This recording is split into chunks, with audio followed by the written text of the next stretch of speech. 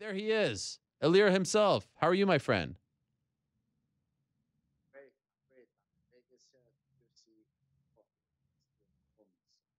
Oh, you're at the Performance Institute right now. Yes. Wow, this is a first for us, Ilir. I don't think anyone has ever joined us from the Performance Institute. Last week we had Luke Rockhold outside the PI, but now we're inside the PI. Ooh, look at this. I hope they don't kick you out. Is that Forrest Griffin? He actually works the desk over there? Damn. The champ. How the mighty have fallen. Forrest Griffin now working as concierge. He's great, man. He's awesome taking care of the guys here. Gotta say, it's an amazing facility the UFC made to take care of their athletes, and they're doing an amazing job. There's a lot of knowledge here, helping the fighters out with the rehabilitation of injuries, and even with nutrition and evolving training programs for the fighters. So they're doing an amazing job and really taking the sport to the next level. Is this your first time there? Yeah, it's my first visit, and did some tests here, checking out my body, so I'm healthy and good, and I'm very, very, amazed of the work that they do here. So, yeah, it's helping the fighters a lot, And this is a very exciting time for you. You come off that huge win over OSP on Fox. You signed with new management, Ali Abdelaziz. You're at the Performance Institute. Why did you sign with Ali just a couple of days ago? I had meetings around, and me and Ali clicked, had discussions about my future, and my plans, aiming for the title and everything. And we found a good way to work. So let's do this. All right. And okay, so like I said, you won that fight against OSP. It was very impressive. And then afterwards you asked for Daniel Cormier. But as you know, Daniel Cormier is booked against Stipe Miocic. So why did you turn your attention to him? I said afterwards that I liked it, but I thought that you should have called out Luke Rockhold, who was coming to 205, because that's a fight that can actually happen right now. Why did you go for Daniel Cormier? I mean, Daniel is the champ, and I'm there in the top five. Luke hasn't fought in 205 and hasn't really proven anything there. So I don't think he deserves to go and fight the best in that division, So he's a great fighter in 185, but just stepping up after a loss, coming to 205 and aiming for the top guys, I don't really think that's right, So I know recently you met with the UFC brass. What are their plans for you? I mean, you're not going to wait for Cormier to fight, right? No, I mean, we're in discussions now and about possible fights and everything. So and nothing's scheduled, nothing really planned, but we're working on it, and let's see what the future holds. But of course, if the circumstances are right and everything is right, I will fight, And of course, maybe I'll fight before, after. Let's see what the future has. Right now, it hasn't come so far. So, if it's not Daniel Cormier, is there anyone else that gets you excited that you think makes sense?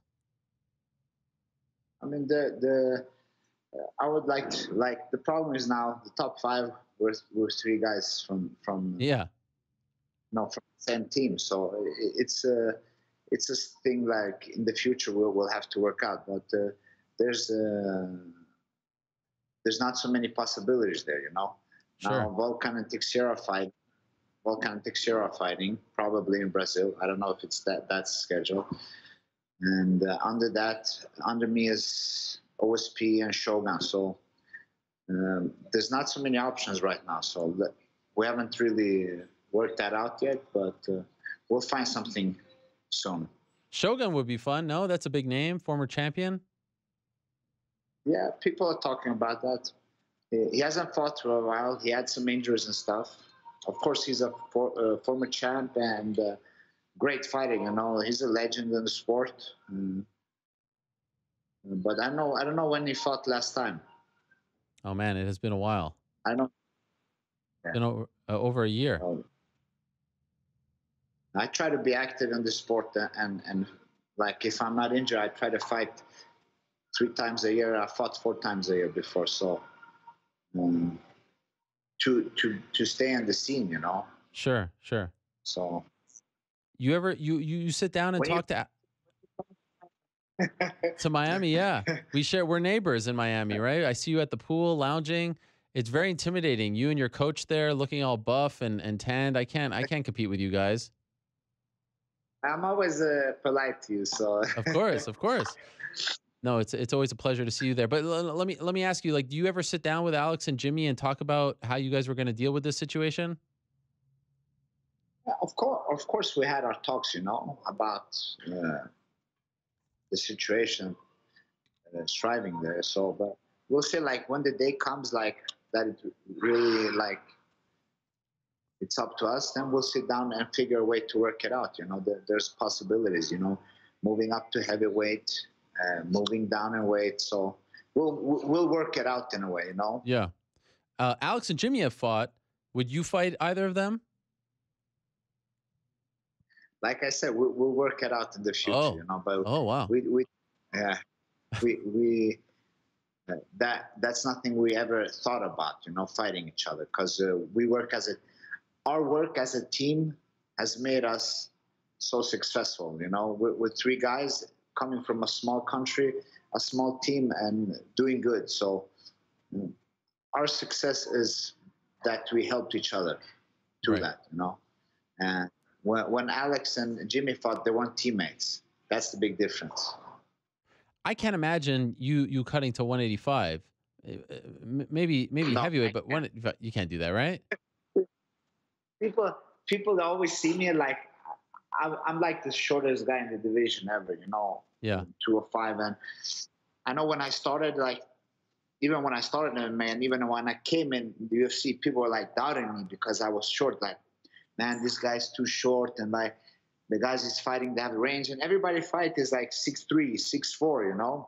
I fought Cyril Diabate. He was like, I don't know, 6'6" or something like that. So I had these challenges, and I just see myself unique as a fighter in my physical appearance and capability. Both as I made something that was negative in my height to my strength in fighting, Mm-hmm. and I think I showed that time when I fight. Yeah. You're the sledgehammer. It's like one of the most appropriate So, nicknames in the sport. It's amazing. Now I have to ask you about this because I see your social media, your Instagram, and we know about like the famous photo of you on the horse. But like you're really an animal lover. I saw recently you were holding this snake, this gigantic snake. We're going to show a video of it, and just like it ain't no thing. You're shirtless and you're holding onto this huge snake. Where was that? uh, this is out in the Everglades. I had some good friends there, Kyle and some other people that they work a lot with capturing python. Pythons are a big problem in Florida. They're not native in that region of the country, or they're not native into America. So they catch them, and and gators and stuff. So sometimes I go out with them, help them out, and it's a cool thing. I have a huge passion for animals. I've dived with great white sharks. Wow. I've been in the northern,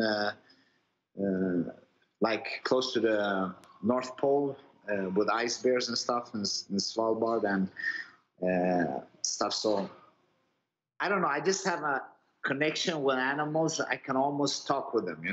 I just Really? feel it's hard to explain.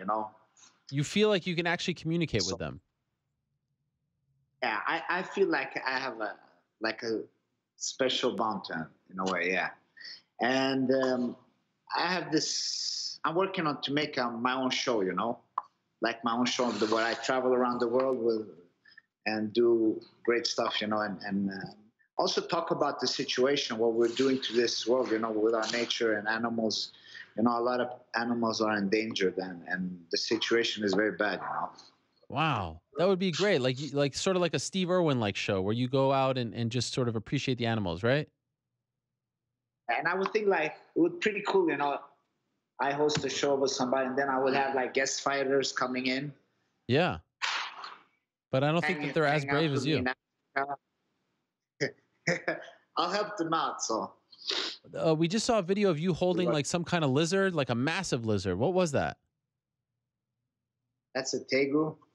They're from South America, and Wow. they're pretty cool animals. They have a Jeez. nasty bite, Okay. so you got to be careful. Who taught you how to handle these animals?